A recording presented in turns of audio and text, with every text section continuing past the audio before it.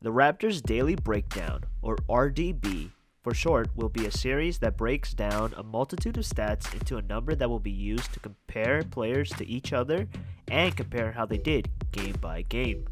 Less than 5 means little playing time / bad performance.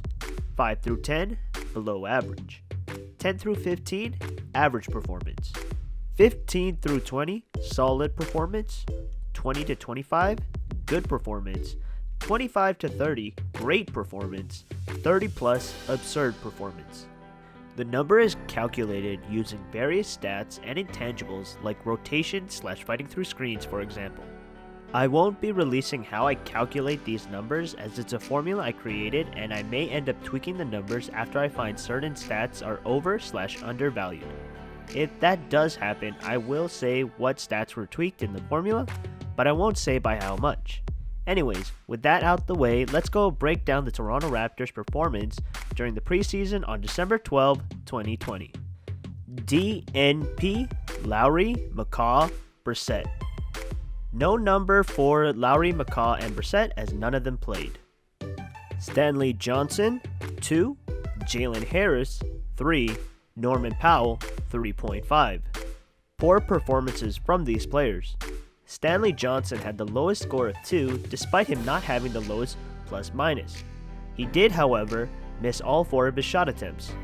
Jalen Harris would finish with a score of 3, and other than his 1 3-pointer, his impact was negligible. Norman Powell would finish with a score of 3.5 and really struggled shooting the ball as he only shot 1 for 8 from the field. Alize Johnson, 7.5, Henry Ellenson, 8, Alex Len, 8.5.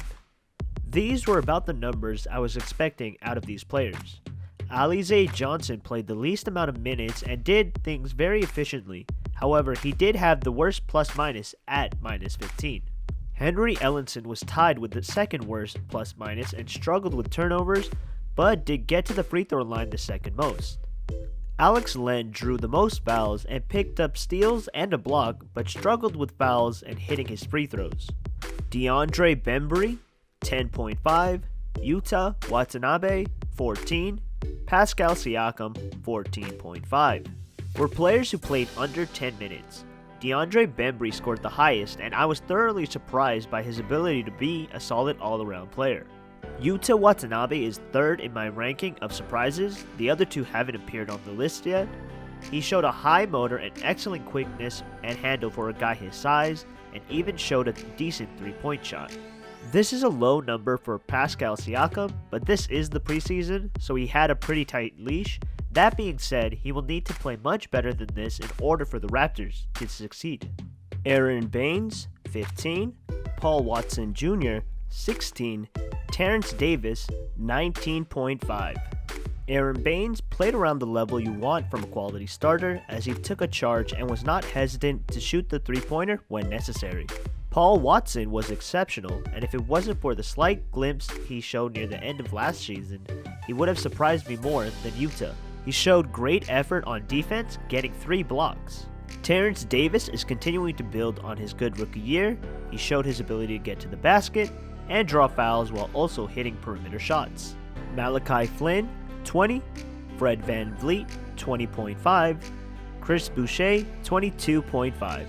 Malachi Flynn looked like a 10-year vet hitting multiple 3-pointers while playing great defense and running the offense smoothly. He looks like a steal from the 2020 draft. Fred VanVleet had an absurd amount of steals with 5, and although he didn't shoot the ball well, he did all the little things and ran the offense well. Chris Boucher played really well and finished with the 3rd highest score, filling up the stat sheet from a multitude of ways. OG Anunoby, 24.5, Matt Thomas, 32.5.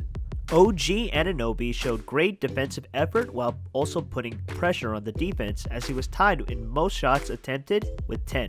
The biggest surprise of the game is none other than Matt Thomas, as he finished with an absurd score of 32.5. He was definitely the best player in the game as he made 4 3-pointers while also dishing out 5 assists and got 2 steals as well. Was highly efficient and also played the most minutes in the game for the Raptors. The score ended up reflecting how every player played visually pretty well. with the exception of a few stats, and I will probably adjust the formula down the line after a couple more games for a better sample size.